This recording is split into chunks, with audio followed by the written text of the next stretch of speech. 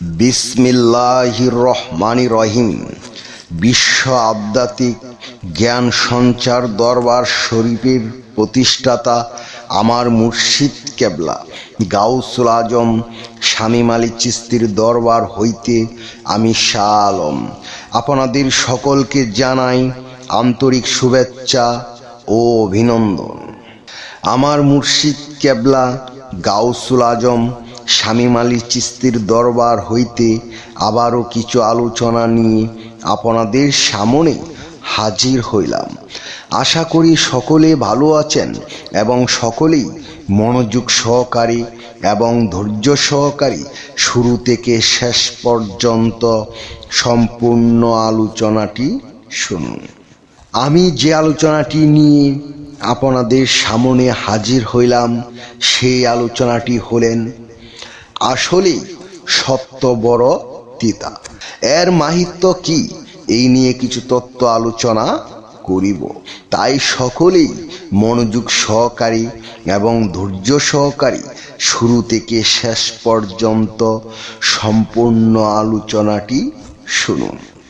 শুরুতেই বিশ্বের সকল স্তরে লোকদের উদ্দেশ্য করে বলছি, আমার লক্ষ্য আমার মুর্শিদ কেবলা গাউসুল আজম শামীম আলী চিশতির লেখা গ্রন্থের বিষয়বস্তু আপনাদের সামনে উপস্থাপনা করা, যাতে আপনারা সকলেই হাকিকত জানতে পারেন, বুঝতে পারেন এবং হাকিকতের জ্ঞান নিতে পারেন। আমি যে আলোচনাটি নিয়ে আপনাদের সামনে হাজির হইলাম এই আলোচনাটি আপনাদের জন্য অনেক গুরুত্বপূর্ণ। এই আলোচনার মাধ্যমে আপনারা সকলেই জানতে পারবেন আসলে সত্য বড় তিতা কেন। তাই সকলেই মনোযোগ সহকারী এবং ধৈর্য সহকারী শুরু থেকে শেষ পর্যন্ত সম্পূর্ণ আলোচনাটি শুনুন। সত্য ধরিয়ে দেওয়া, সত্য প্রকাশ করি অধর্ম থেকে মানুষদের ধর্মে ফিরে আনার চেষ্টা যদি গীবত হয়, তবে আল্লাহ কোরআনে গীবত করেছেন। নাউজুবিল্লাহ। কোরআনে মহান রব আল্লাহ তাআলা ফেরাউন, নমরুদ, হামান, কারুন, দাজ্জাল ও বিভিন্ন নবীদের আমলে মানুষের কুকৃতিগুলো তুলে ধরেছেন। কেন তাদেরকে আযাব দেওয়া হয়েছিল তাও বর্ণনা করেছেন, যেন পরবর্তীরা পূর্ববর্তীদের মতো ভুল না করে। গীবত কোনটা তা বুঝতে হবে সকলে। আসলে সত্য বড় তিতা। গীবত করা মৃত ভাইয়ের গোশত খাওয়ার সমান অপরাধ। গীবত করা কোরআনে নিষিদ্ধ, কিন্তু অন্যায়কে অন্যায় বলতে হবে, সত্যকে প্রকাশ করতে মৃত্যুকে তুলে ধরতে হবে। এটাই ইসলামের সৌন্দর্য। গীবত মূলত তা নয় যা মানুষের উপকারে আসে। গীবত মূলত চুগল করে, যাকে বাংলা ভাষায় কুটনামি ও পরনিন্দার সমষ্টি।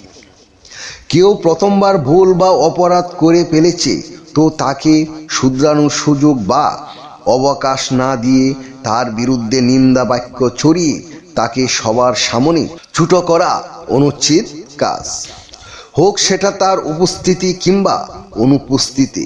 তবে সীমানা লঙ্ঘনকারীর পাপকে সবার সামনে উপস্থাপনা করা উত্তম কাজ, যেন মানুষেরা তার থেকে সাবধান হতে পারে ও তাকে সঙ্গ না দেয়। কারবালার সত্য বলতে গেলে লানত, পাপাচার, ইয়াজিদের কুকৃতিগুলোর কথা বলতে হবে। ডেকে রাখা হবে পাপ, না হলে সাদা কালোর ব্যাপারটা বোঝা যাবে না। ইয়াজিদের দলে যেন কেউ যোগ দিয়ে পথভ্রষ্ট হয়ে না যায়, সেজন্য বলতে হবে। ইসলামের সৌন্দর্য রক্ষার্থে বলতে হবে, এটাই সত্যবাদীদের জন্য ফরজ। আল্লাহর সংবিধান বিরোধী, ইসলাম গ্রহীত কোনো কর্মের বিরোধিতা করে সত্য সম্পর্কে অবগত করতেই হবে। এগুলো গীবত নয়, বরং আল্লাহর সন্তুষ্টির জন্য দিনের প্রতি সুন্দর আহ্বান।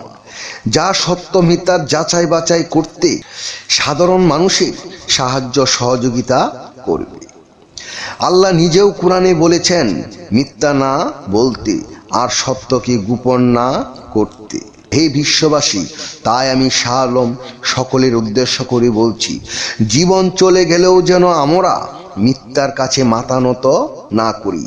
ইমাম হুসাইন আলাইহিস সালাম আমাদেরকে সেই শিক্ষা দিয়েছেন। আমি যে আলোচনাটি আপনাদের সামনে করেছি, এই আলোচনাটি আপনাদের কাছে কতটুকু ভালো লেগেছে? যদি ভালো লেগে থাকে তাহলে আমাদের এই চ্যানেলটি সাবস্ক্রাইব করে দিবেন। সামনে ভালো ভালো আলোচনাগুলো পেয়ে যাবেন। এবং আপনারা সামনে কী ধরনের আলোচনা চান আমাদেরকে কমেন্টে জানাবেন। আমরা চেষ্টা করিব আপনাদের পছন্দ মতো আলোচনা নিয়ে আসতে। আমার এই আলোচনাটি করতে যাইয়া কথা ভাষা ছন্দে যদি কোনো ভুল হইয়া থাকে, সকলেই আমাকে ক্ষমা ও সুন্দর দৃষ্টিতে দেখবেন। সকলেই আমার জন্য দোয়া করিবেন, আমি যেন আপনাদের সামনে ভালো ভালো আলোচনাগুলো নিয়ে আসতে পারি এবং শোনাইতে পারি। সর্বশেষে সকলের চরণে হাত রেখে একটি কথা বলতে চাই, আল্লাহ গোপনেরও গোপন। সেই গোপনকে পাইতে হলে একজন কামেল মুর্শিদের কাছে যাইয়া বায়াত গ্রহণ করি। সেই গোপন ইবাদত ও গোপন সাধনার মাধ্যমে আল্লাহকে লাভ করিতে হইবে। সকলে ভালো থাকবেন, সুস্থ থাকবেন। আল্লাহ হাফেজ।